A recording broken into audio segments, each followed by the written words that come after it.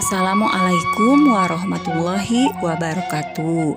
Patepang deui sareng Butina tina pangajaran pangrumat bahasa Sunda.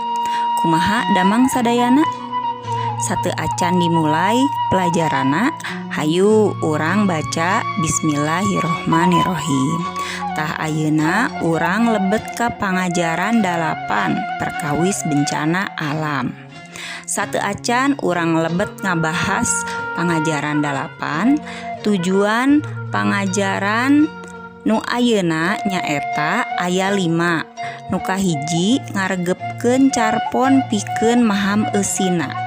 Kadua nyaritakeun eusi carpon nu geus diregepkeun. Katilu ngajelaskeun perkara carpon. Kaopat ngajelaskeun istilah kajadian alam. Sareng kalima ngalarapkeun istilah kana kalimah. Rupa-rupa bencana alam kungsi kajadian di alam Tatar Sunda. Banjir bandang atawa caah dengdeng, taneuh longsor di Bogor, gempa bumi atawa lini di Tasikmalaya, jeung sajabana.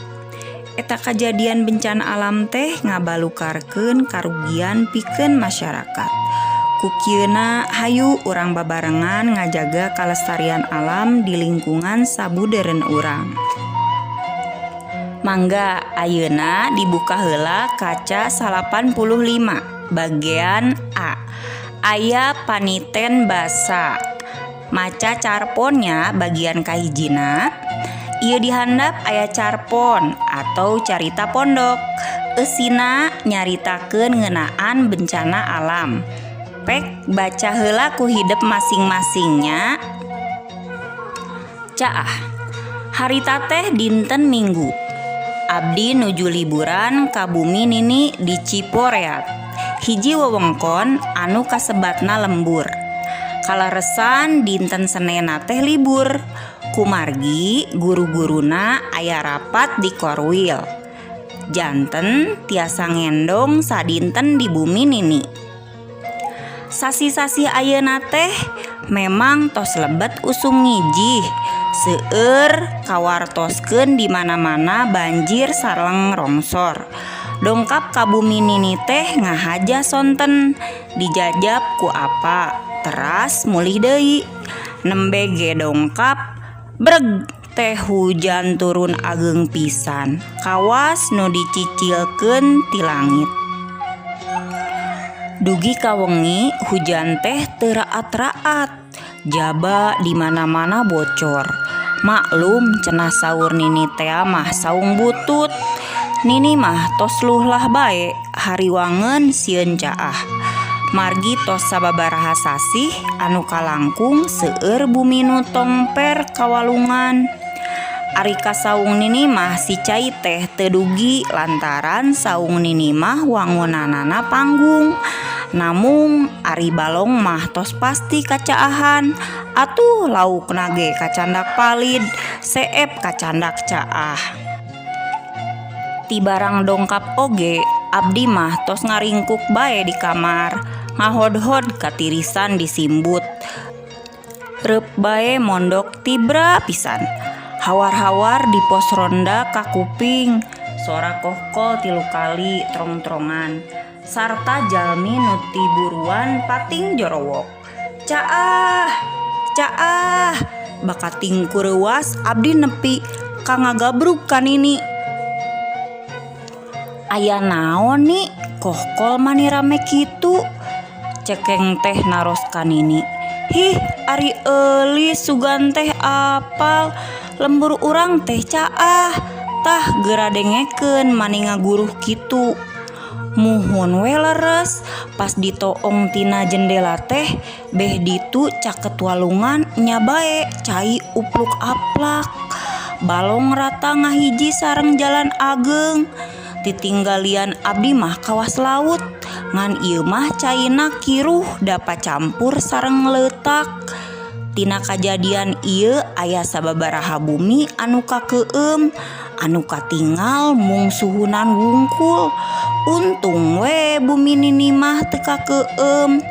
Da bumina panggung sareng rada jangkung, benten sareng bumi sanes nutos maloderen.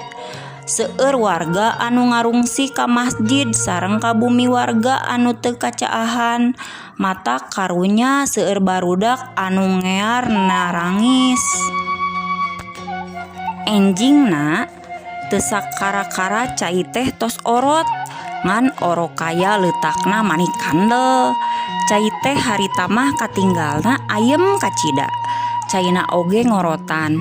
Ari nu resep ngecrik mah pating kecebrak turun ka sisi walungan, seueur nu aruntung kenging lauk arageung.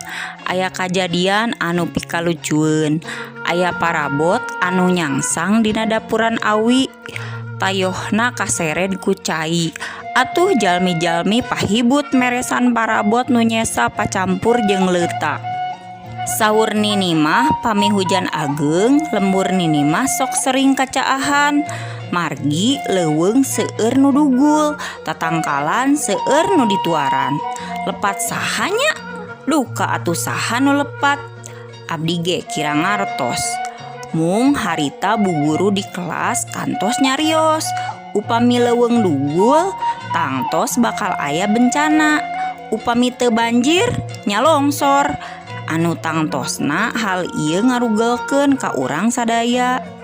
Harita oge abdi nelpon ka bapa supados enggal-enggal dijemput. Siangna apa ngajemput, margi enjing tos kedah lebet sakola. Nini ge teu hilap diajak, mung alimeun. Atuh bapa ge teu tiasa maksa. Kalaresan ameng ka bumi Nini teh ngabantun oleh-oleh. Pangalaman ninggal caah.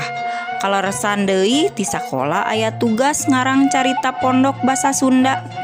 Lumayan aya bahan kanggo seratkeunun.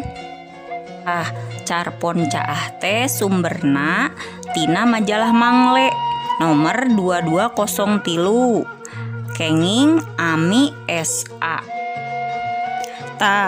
Pami hidup teu ngartos aya kata-kata nu teu ngartos tiasa ditingali di kamus alitnya di halaman 87. Aya ageng, caah, ditoong, dugul, kohkol, letak, leuweung, ngahodhod, ngaringkuk, ngear, jeung sajabana dugikeun ka wewengkon.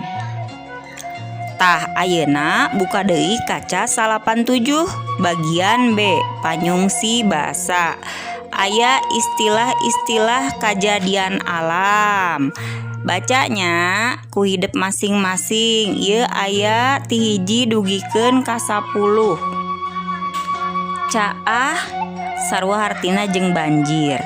Caah dengdeng sarua hartina jeung banjir bandang. Angin topan, angkeb sarua jeung ceudem, bitu sarua jeung gunung meletus, hujan angin, katiga atau usum halodo, lini, gempa bumi, samagaha, poek waktu gerhana, urug, longsor, usum mamareng teh halodo nurek ngamimitian ngijih. Usum ngiji sarua artina jeung usum hujan. Kecap-kecap nu patali sareng istilah alam teh masih seueur keneh. Contona aya panon poe, katumbiri, guludug, srengenge, halimun, kilat, bulan, jeung sajabana masih seueur kenehnya. Alhamdulillah pangajaran bahasa Sunda dinten ayeuna tos beresnya. Engke disambung deui pangajaran 8 nu teu acan beresna. Minggon payun. Assalamualaikum warahmatullahi wabarakatuh.